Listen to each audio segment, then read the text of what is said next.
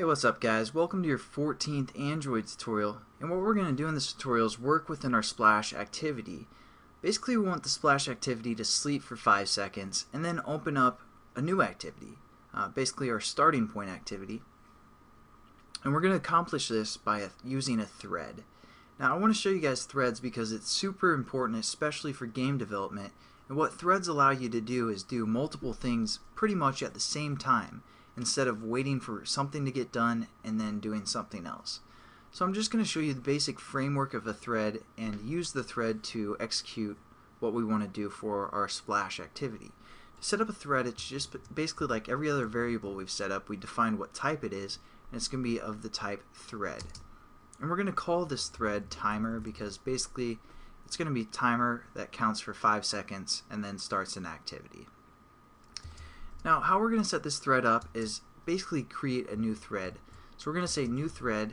I know this is kind of you guys are probably like, what's this new thing all about?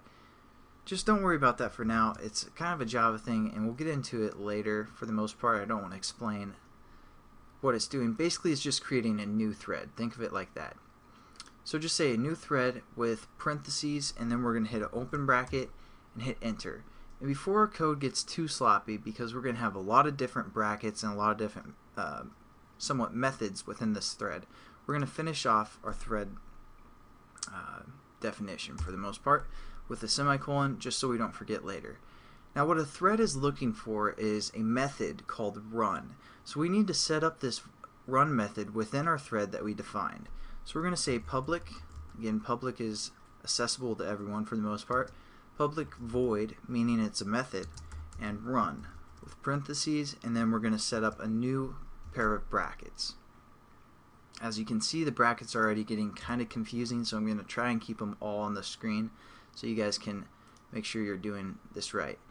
Now basically within our run method, we want, anytime we do something sketchy, like if you guys ever wanted to go streaking across a football game and you know, you thought that'd be awesome, so you're gonna try to do it, but you know, sometimes it wouldn't work because you get arrested. Anytime you do something sketchy in programming, you also have to use a try bracket. So we're gonna try to let our program do something for the most part, and that's what this is gonna do. And if it can't do that, we're gonna catch the exceptions, or basically if we can't do the action that we're trying to perform, most likely there's some sort of error or an exception. So we're going to try and catch those exceptions and use them for debugging. So we're going to say catch exceptions, and basically to catch exceptions you tell the computer what kind of exceptions you are looking to catch. And for this instance we're going to say interrupted error. Or, I'm sorry, interrupted exception. What am I doing? That's the type of exception we're going to try to catch, and it's called E. Now within this basically this catch again is trying to catch these type of exceptions if they pop up. You guys don't really need to know what this exception is for the most part right now, as this is mainly for debugging. So again, put a new bracket right here, and we have to import interrupted exceptions, or actually it's giving us an error because we aren't trying to do anything, so there's no way there's going to be any exceptions. But that will go away in the next tutorial. And there's where we're going to try and catch those exceptions. And the last thing we can do is do a finally method. So there we go. Within our run class we have a try. We're going to try to do some methods or try to do something. If we can't do those methods, or something runs, if our application's running too slow for some reason, it's going to catch the exceptions, and we can use that for debugging. Like write a note to ourselves within here so we know which thread is going slow or not working properly.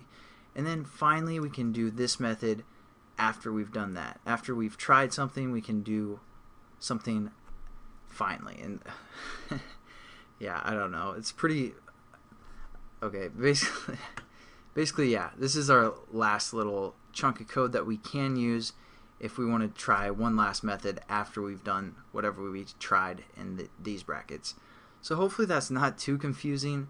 We're going to set up what we want this thread to do in the next tutorial.